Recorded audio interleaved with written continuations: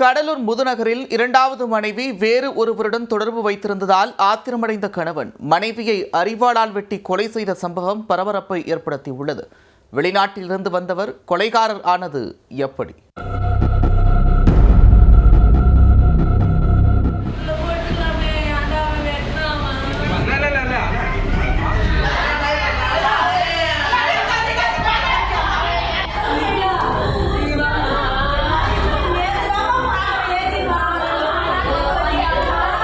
கடலூர் முதுநகர் அருகே உள்ள சோனங்குப்பத்தை சேர்ந்தவர்கள் ரமேஷ், இந்துமதி தம்பதி. இவர்களுக்கு 2 பெண் குழந்தைகள் உள்ளனர்.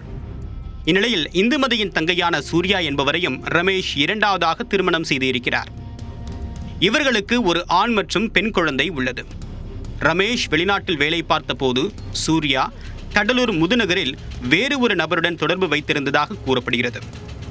இதை அறிந்த ரமேஷ் மனைவி சூர்யாவை பலமுறை கண்டித்துள்ளார். இருப்பினும் சூர்யா கள்ளத் தொடர்பை கைவிடவில்லை என்று தெரிகிறது. வெளிநாட்டில் வேலை பார்த்து வந்த ரமேஷ் கடந்த 6 மாதங்களுக்கு முன்பு சொந்த ஊருக்கு திரும்பி வந்துள்ளார்.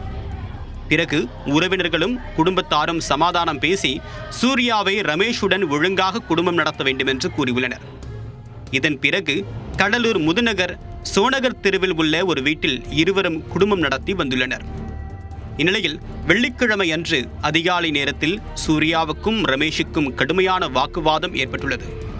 இதில் ஆத்திரமடைந்த ரமேஷ் வீட்டில் இருந்த கத்தியை எடுத்து சூர்யாவின் கழுத்து, கை மற்றும் பல்வேறு இடங்களில் வெட்டியுள்ளார். இரத்த வெள்ளத்தில் சூர்யா சம்பவ இடத்திலேயே பரிதாபமாக உயிரிழந்து விட்டார். ஆத்திரத்தில் மனைவியை கொலை செய்த ரமேஷ் அங்கிருந்து தப்பிச் சென்று தலைமறைவாகிவிட்டார். அது குறித்த தகவல் அறிந்த கடலூர் முதுநகர் போலீசார் சூர்யாவின் உடலை கைப்பற்றி கடலூர் அரசு மருத்துவமனைக்கு அனுப்பி வைத்தனர்.